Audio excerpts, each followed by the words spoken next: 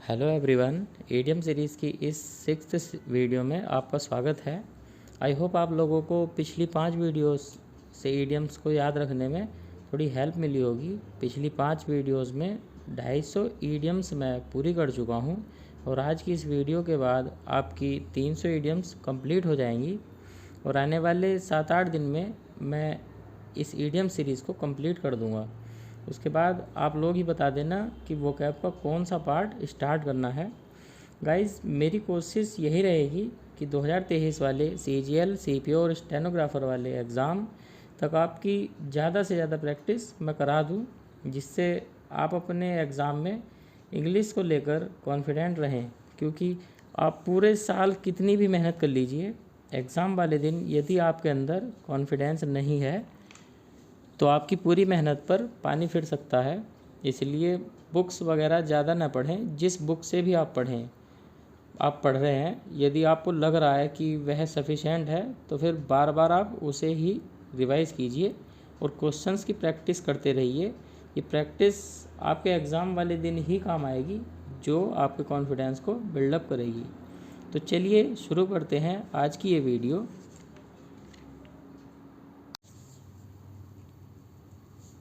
251 पर ईडीएम है हमारी एट 6 एंड 7।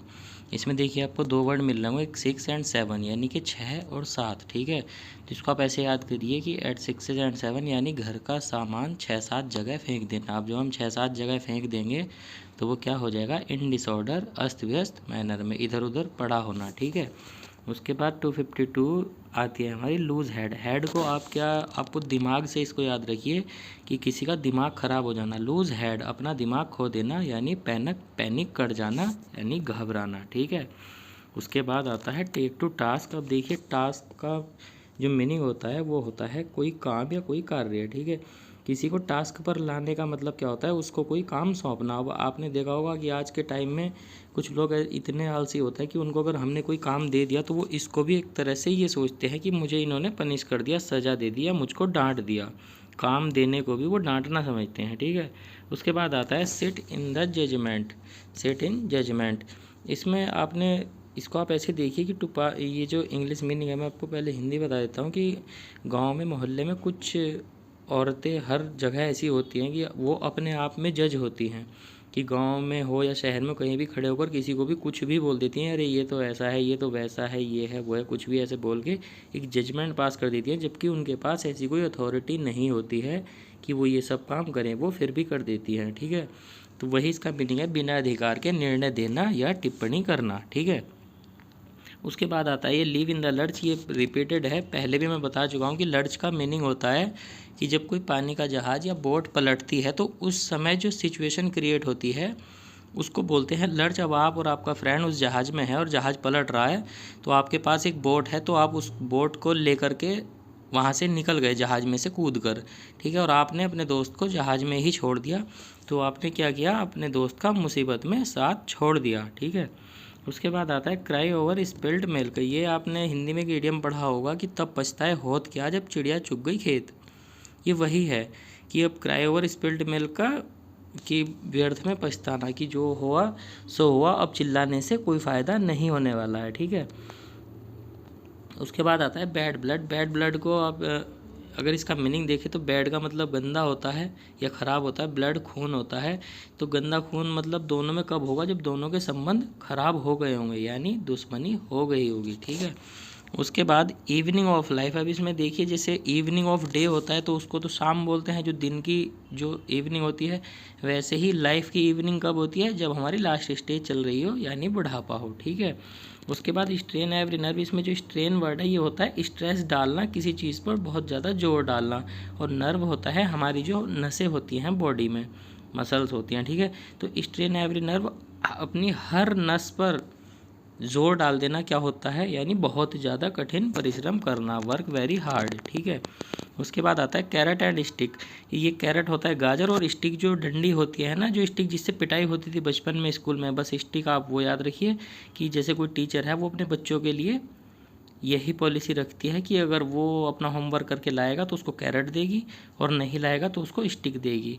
पुरस्कार और दंड की नीति। ठीक है, उसके बाद आता है टू कट टीथ। अब टू कट टीथ का आप ऐसे याद रखिए कि इसका हिंदी में नहीं लिखिए, अनुभव प्राप्त करना, कि आपने जैसे मान लीजिए अखरोट है, आपने कभी भी वो पहले नहीं खाया है तो आपको तो पता ही नहीं अखरोट क्या होता है और कैसे वो खाया जाता है। आपने अपने मुंह में रखा और सीधे उसको दांत से ऐसे ही चबा दिया, तो उसके ऊपर का जो कवर होता है वो इतना हार्ड होता है कि आपका दांत उससे टूट जाएगा। यही जो वर्ड लिखा हुआ कट टीथ, हो सकता है दांत से वो कट जाए या दांत ही उससे टूट जाए, तो वो आपको एक अलग ही एक्सपीरियंस मिलेगा कि इसको दांत से डायरेक्ट खाना चाहिए या नहीं खाना, पहले तोड़कर खाना चाहिए, ठीक है। उसके बाद आता है कट नो आइस। अब देखिए आइस को काटना बहुत बड़ी बात नहीं होती है, ठीक है, फिर भी हम किसी पर्सन से बोलते हैं कि इसको आइस को ज़रा काट दो, बीच में से इसके 2 टुकड़े कर दो, वो फिर भी उसको नहीं काट पाता है। तो अगर वो आइस को भी नहीं काट पाया तो उसने क्या है, वो हमारे ऊपर अपना इंप्रेशन नहीं छोड़ पाया। हमको क्या लगेगा, यार बिल्कुल ही नल्ला आदमी है, तो आइस भी नहीं काट पाया, ठीक है। तो यही इसका मीनिंग है, हैड नो इन्फ्लुएंस, प्रभावित न कर पाना, ठीक है। उसके बाद आता है ये क्लोज द बुक। अब क्लोज द बुक को आप पढ़ते ही आपके समझ में आ गया होगा कि बुक को क्लोज कर देना, यानी जो भी काम हम कर रहे थे उसको बंद कर देना। स्टॉप वर्किंग ऑन समथिंग, कार्य बंद करना, ठीक है। उसके बाद आता है इन ए नटशेल। नटशेल को आप याद रखिए मूंगफली के छिलके से। अब जो मूंगफली का छिलका होता है वो अपने आप में इतना छोटा होता है कि हम कोई भी बात कर रहे हैं तो हमसे सामने वाला बोले कि इस बात को इतना इतना संक्षेप में बता दो कि जितना मूंगफली का छिलका होता है, जो उसमें रखने लायक की बात आ जाए आपकी। बस यहीं से इसका मीनिंग निकालिए, इन ए नटशेल, संक्षेप में, ब्रीफली एंड कंसाइजली। उसके बाद आता है बर्ड्स आई व्यू। अब देखिए बर्ड जो है, जो होता है पक्षी होते हैं, वो जब आसमान में उड़ते हैं ऊपर, तो बर्ड्स आई व्यू, उनको कोई ऐसा तो है नहीं कि उनकी आंखों में कोई बहुत ज़्यादा DSLR कैमरा लगा हुआ कि वो हर चीज़ को जूम करके देख लेंगे। वो ऊपर से उनको सब कुछ बहुत ही नॉर्मल दिखाई देता है, एक सरसरी निगाह से वो नीचे की तरफ देखते हैं। बस वहीं से आप इसका मीनिंग याद रखिए, एन ओवरव्यू, सरसरी निगाह, ठीक है। उसके बाद आता है run in the same group. Run in the same group, ये जो ग्रुप वर्ड है इसका मतलब क्या होता है, इसका होता है नाली। नाली या नाला, जहाँ पर जो सीवर वाला नाला होता है, जहाँ पर हमारा घर का सीवेज जाता है, तो नाली। इसमें तो देखिए सीधे सीधे मीनिंग हम ना याद करके हम ये देखते हैं कि जो एथलीट होते हैं वो उनकी रेस वगैरह होती है, तो जो ट्रैक बने हुए होते हैं वो भी एक नाली टाइप ही होते हैं, वाइट पट्टी लगी हुई होती है और एक लाइन लाइन जो होती है पूरे स्टेडियम में, वो एक नाली टाइप ही बनाते हैं। तो जब उसमें साथ साथ दौड़ते हैं, तो ये बोला है run in the same group. अब एक ही ट्रैक में 2 बंदे एक साथ दौड़ रहे हैं तो उनको तो सद्भाव के साथ आगे बढ़ना पड़ेगा, एक दूसरे को सपोर्ट करके, वरना अगर वो एक दूसरे को सपोर्ट नहीं करेंगे तो हो सकता है पैर में पैर लग जाए, वो गिर जाए, या अगर हम एक दूसरे का कंपटीशन करने लगेंगे तो भी गिर जाएंगे। तो सद्भाव के साथ दौड़ेंगे तभी तो एक ही ट्रैक में दौड़ पाएंगे। बस वहीं से इसको याद रखिए, run in the same group. उसके बाद आता है हमारा कीप योर हेड। ये देखिए अब जस्ट अभी जो आया था लूज हेड का, ये उसका अपोजिट ही हो गया। लूज हेड का मतलब क्या था कि अपना दिमाग खो देना, यानी कि पैनिक कर जाना। अब कीप हेड हो गया दिमाग को बनाए रखना, यानी कि पैनिक नहीं करना, अपनी सुध बुध को बनाए रखना, ठीक है। उसके बाद आता है पुल स्ट्रिंग्स। अब देखिए स्ट्रिंग्स जो होता है ये वायर होता है जो कि गिटार में बंधा हुआ होता है, उसको स्ट्रिंग्स बोलते हैं। तो पुल स्ट्रिंग्स का मतलब क्या है कि स्ट्रिंग्स को खींचना, यानी कि गिटार बजाना। तो गिटार बजाना, गिटार कौन बजाएगा, जिसे उसके बारे में जानकारी होगी, वो अपना पर्सनल इन्फ्लुएंस यूज़ करके ही तो गिटार बजाएगा, हर कोई तो नहीं बजा सकता ना। वहीं से आप इसको याद रखिए, पुल स्ट्रिंग्स, यूज़ पर्सनल इन्फ्लुएंस, ठीक है। उसके बाद आता है हमारा पॉट लक डिनर। अब इसमें जो वर्ड है ये देखिए, डिनर तो आप लोगों को पता है, पॉट जो होता है ये बर्तन होता है, एक मटका बोलते हैं जिसको। तो हम मटका ले जा कर के कहीं पे भी डिनर कर रहे हैं, तो अब ये वही इसका मीनिंग होता है कि ऐसा भोज जिसमें प्रत्येक व्यक्ति अपने घर से बना हुआ भोज लाता है, यानी कि भोजन लाता है। कोई ऐसी पार्टी हम रखते हैं कि अपने दोस्तों से बोलते हैं कि आप सभी लोग अपने अपने घर से कुछ ना कुछ ऐसा बनवा कर लाइए कि जो हम सारे बैठ कर उसको शेयर करके खाएंगे, तो वो होता है पॉट लक डिनर, कि अपना अपने घर से एक बर्तन में ऐसा कुछ लाइए जो सब बैठकर खाएं, पॉट लक डिनर। उसके बाद आता है ये to hit below the belt. इसको आप ऐसे याद रखिए कि रामायण और महाभारत आप लोगों ने देखा होगा, उसमें एक हथियार जो होता था वो थी गदा, जो हनुमान जी के पास थी, और महाभारत में क्या थी, वो भीम के पास थी। तो उस गदा को चलाने का नियम ये था कि वो कमर से नीचे नहीं मार सकते थे उसको, वो मारना गलत होता था। अब बेल्ट जो वर्ड है इसमें, बेल्ट देखिए हम अपनी कमर पर जो हमारी जीन्स वगैरह होती है तो हम कमर पर ही उसको बांधते हैं, तो बिलो द बेल्ट यानी बेल्ट से नीचे मारना गलत था उसमें। आप वहीं से इसको रिलेट कीजिए, टू अटैक अनफेयरली, गलत तरीके से प्रहार करना, क्योंकि बेल्ट के नीचे मारना तो उसमें उसके रूल्स के अकॉर्डिंग नहीं था ना, तो to hit below the belt गलत तरीके से प्रहार करना, ठीक है। As deft as a brush, अब इसमें डेफ्ट जो वर्ड है इसका सीधा सीधा मीनिंग होता है बेहद मूर्ख या बेवकूफ़, तो as deft as a brush आप इसको इसी से याद रखिए, ठीक है। उसके बाद आता है हमारा सॉट आफ्टर।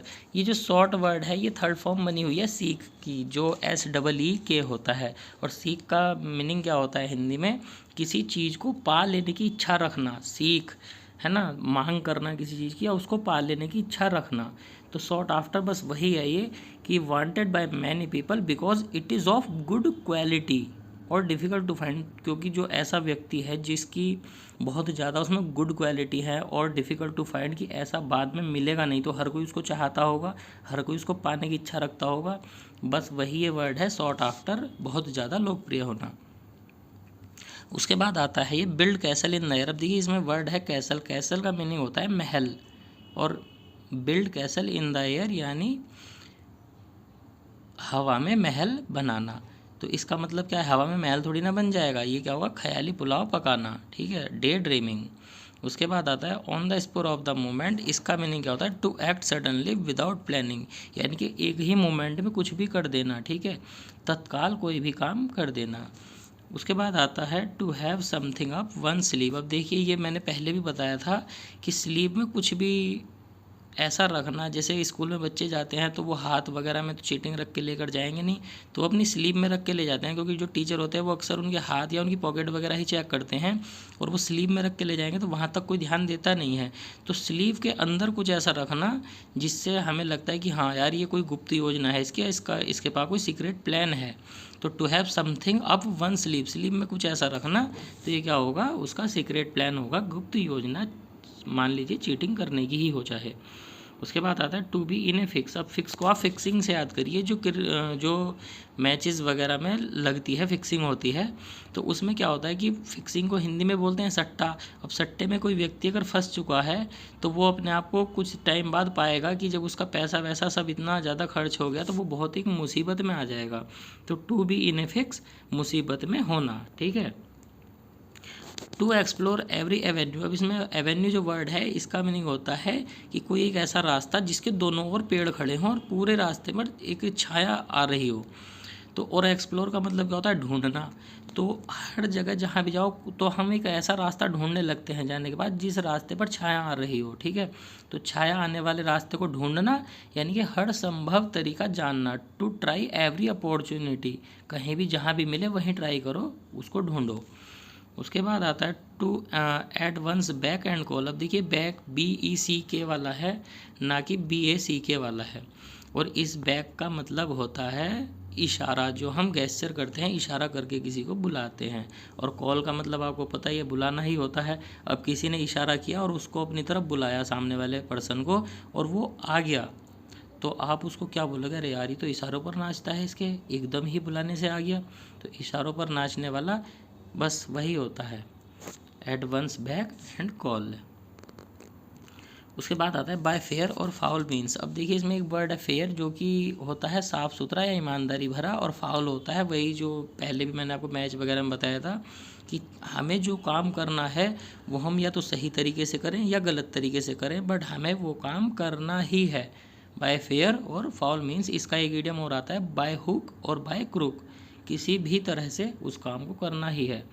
उसके बाद आता है स्टेटस क्वो। स्टेटस क्वो का सीधा सीधा हिंदी में नहीं होता यथास्थिति, जो स्थिति पहले थी वही आज है, अभी तक ऐसा कुछ भी उसमें चेंज नहीं आया है, ठीक है। उसके बाद आता है to burn candle at both ends.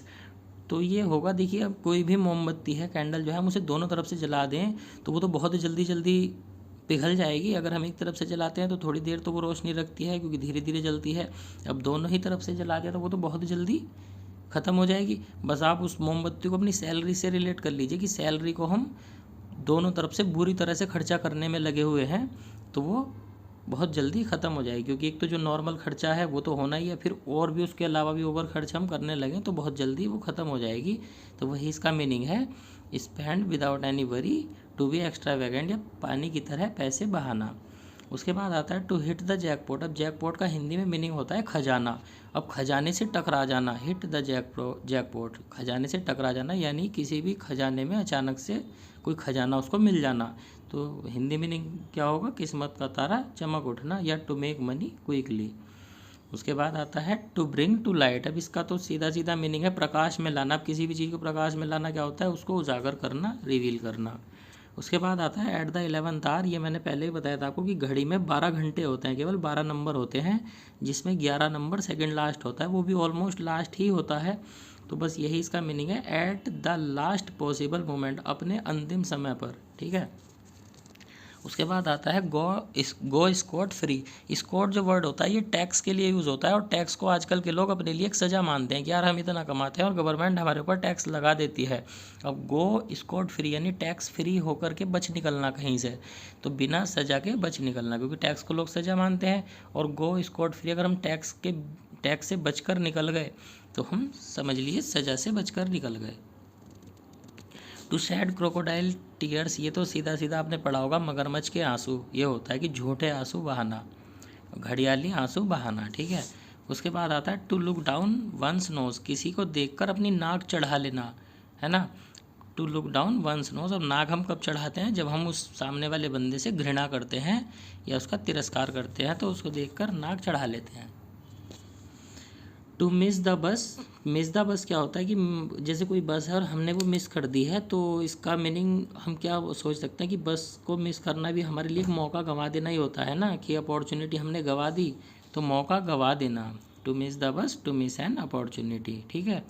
उसके बाद आता है हमारा टू कीप इन एबियंस। अब एबियंस जो वर्ड है ये, इसका सीधा हिंदी मीनिंग होता है दुविधा, ठीक है। एक तो होता है ठहराव, एक होता है दुविधा, तो हम इसको दुविधा वाले को देखेंगे यहाँ पर।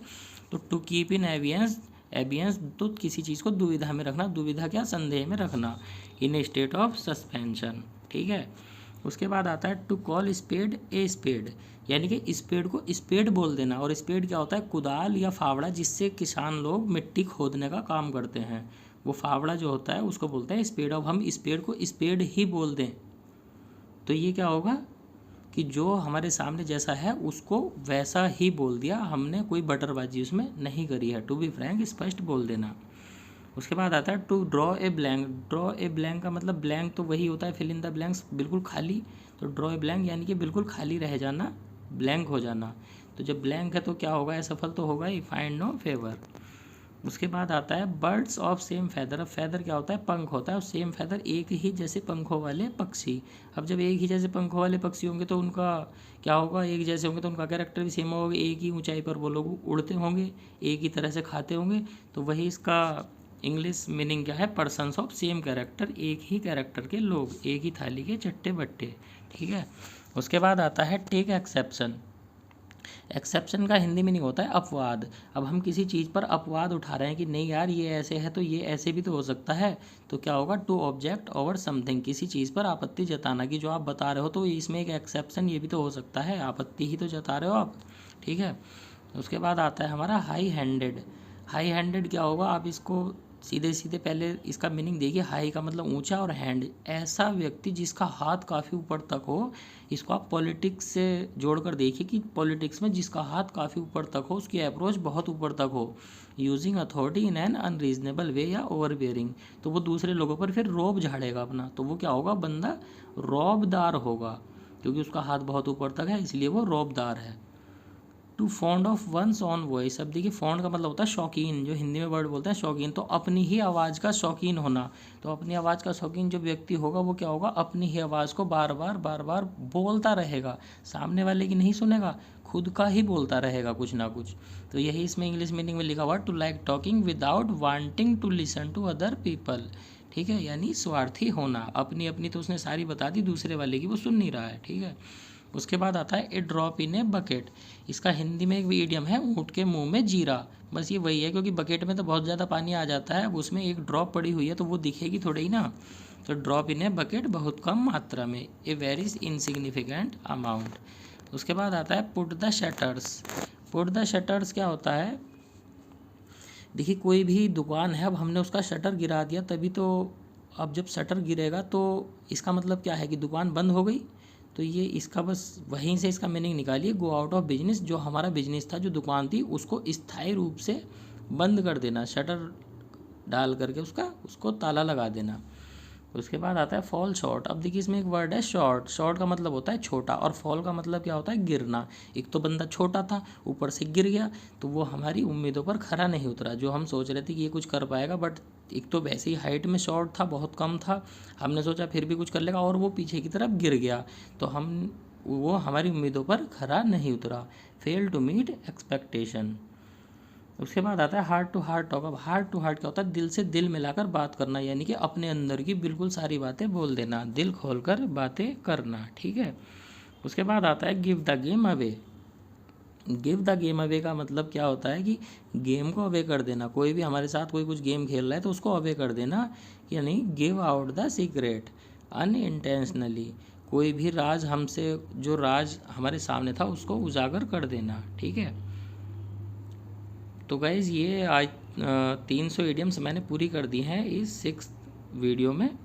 इसके बाद इसी तरह मैं बाकी जो आने वाली इडियम्स है डे बाय डे 50 इडियम्स के हिसाब से कंप्लीट कर दूंगा। और ये लाइन आपके लिए है, बेहतर से बेहतर की तलाश करो, मिल जाए नदी तो समंदर की तलाश करो, टूट जाता है शीशा पत्थर की चोट से, टूट जाए पत्थर ऐसा शीशा तलाश करो, ठीक है गाइस।